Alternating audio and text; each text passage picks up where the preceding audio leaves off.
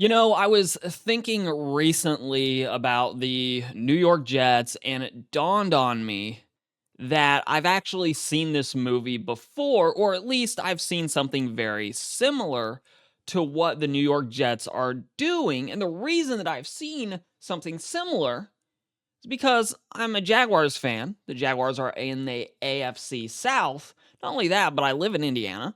And, oh, the Indianapolis Colts.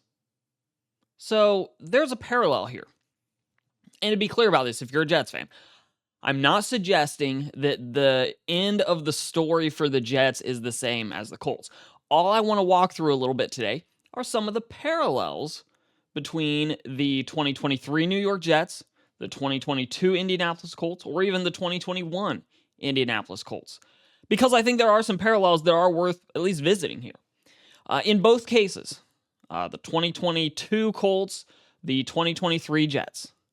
They're coming off of disappointing seasons where the primary culprit, or at least the culprit that was blamed for the woes of the last season, was at the quarterback position. If you remember last year, the Colts were coming off of their 1 year with Carson Wentz, in which case, in the last week of the year, they went down to Jacksonville. They just had to win that game, and they're into the playoffs. And Carson Wentz and the Colts laid a huge egg.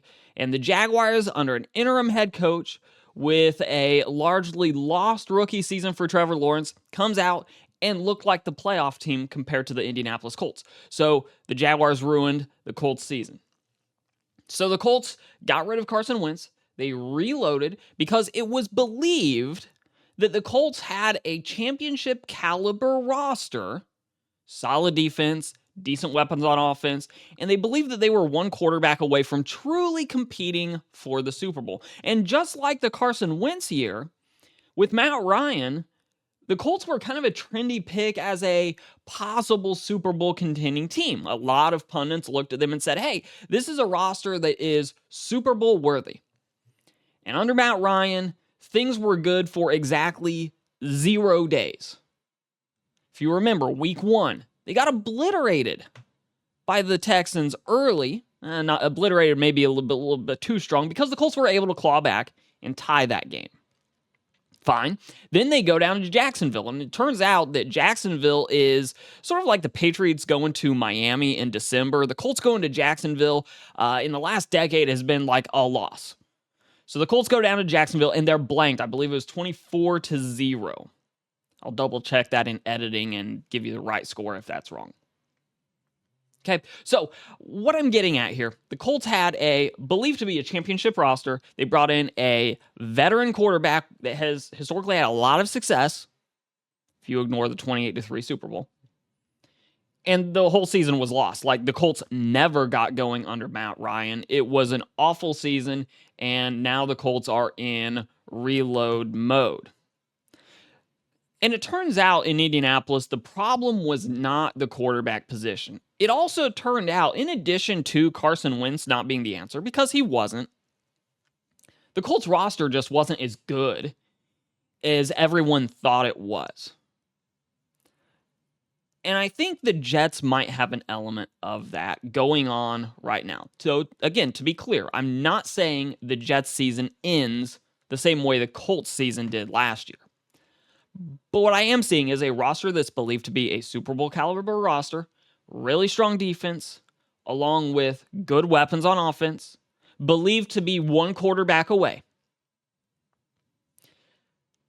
However, I could see a world where this thing goes sideways really quickly.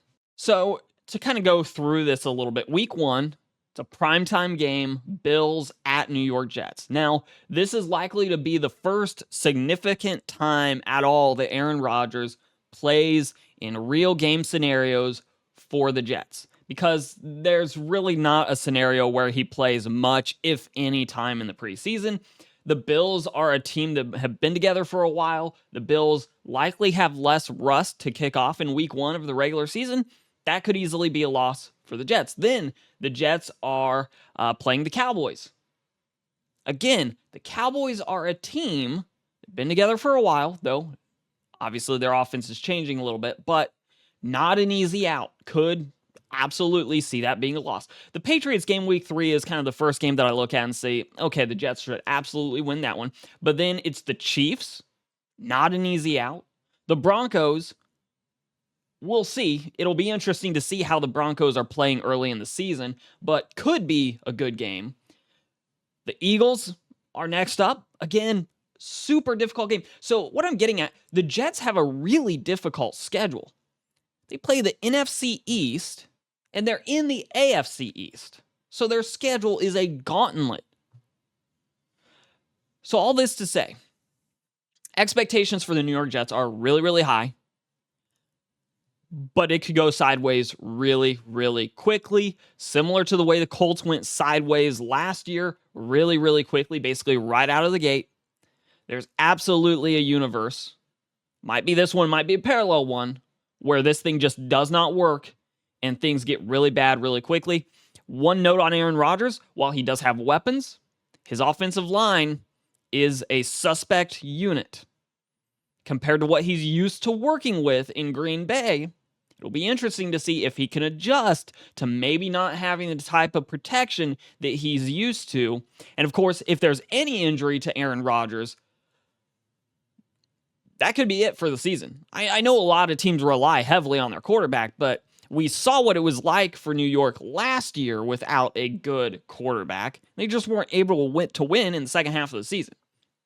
So it'll be interesting to see how this plays out, but I almost feel like I'm getting deja vu with the Jets because I truly feel like expectations are up here, and the reality of this situation could easily be a little bit lower, or the bottom could fall out, and we could see basically the 2022 Indianapolis Colts, this time just as the 2023 New York Jets. So let me know your thoughts on that comparison. Do you see a lot of similarities, or are there some pretty big differences that I'm just conveniently ignoring? Let me know down below in those comments while you're down there. Like, share, subscribe, all those things, super helpful. And I'll let YouTube send you a few more videos from the channel to watch, and I will see all of you in the next one.